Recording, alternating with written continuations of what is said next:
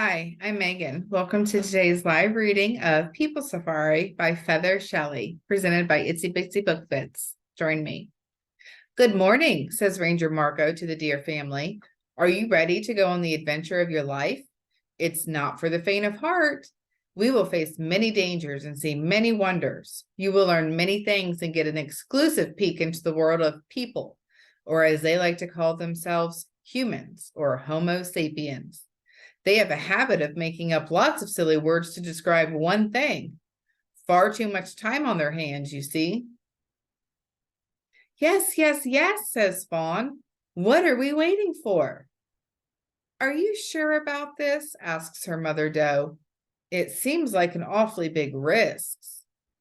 We want her to learn the ways of the world, says her father Buck. You have to admit that people are a very large part of it. Well, okay, says Doe, but stay very close to me, Fawn. We must all stay together and try to remain out of sight. Don't worry, says Ranger Marco. That's my greatest talent. And off they go toward a town in the distance. Stopping at a stand of bushes near the settlement, Ranger Marco points and says, Behold, a town. What is a town? Asks Fawn. A town is a cluster of dens where people live. Why do they tear the forest down and drag away all the delicious vegetation to build these great monstrosities? Asks Buck. The only conclusion I can reach, says Ranger Marco, is that people are always competing to see who can build the finest and largest den. Well, what do they get if they win? Asks Fawn. Perhaps a slightly larger head, mutters Ranger Marco with a grin.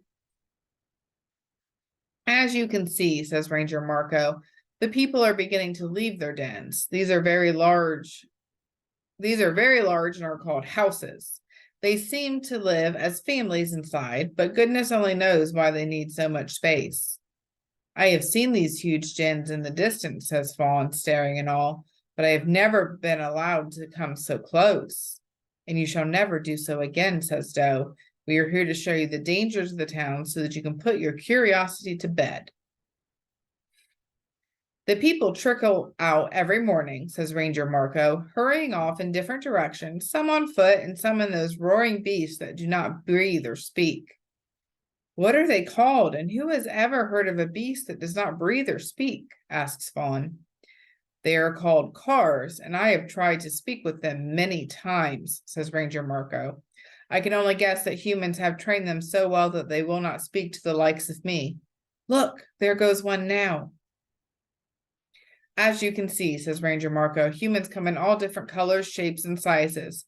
They stand on their back feet, except while resting, which they appear to do quite a bit. Why do they stand on their hind legs? Asks Fawn. They look so funny. And don't they know that they could move faster on all 4 feet? Well, says Ranger Marco, holding up a front paw, I believe they like to keep their front paws free to do many other things. Like me, they have fingers, and these are very useful for opening things, washing food, picking up bits of food that are hard to get with their mouths, and so much more.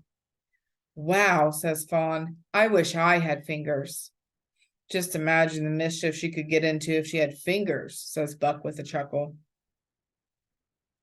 I also believe that people stand on their back feet in order to see the world around them from a higher vantage point, says Ranger Marco.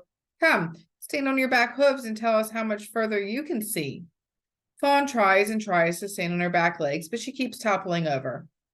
Here, says Ranger Marco, put your front hooves on this tree and we'll help you to not fall over. Now how far can you see? Whoa, exclaims Fawn. I really can see farther. I wish I could stand on my back hooves all the time, even if it would make me look funny. As a roar builds in the distance, Fawn collapses onto her back in fright. There is a beast larger than I've ever seen coming this way, she pants.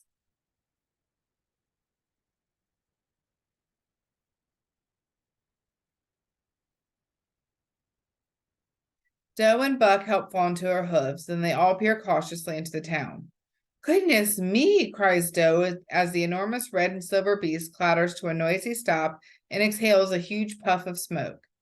I thought you said they don't breathe, says Buck. Well, says Ranger Marco, it appears that some of the larger beasts do, though. I have never figured out exactly why. The enormous beast roars away and another takes its place. This one is yellow.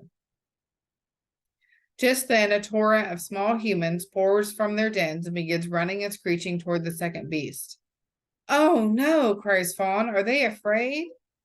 Just watch, says Ranger Marco as they quickly disappear inside the beast.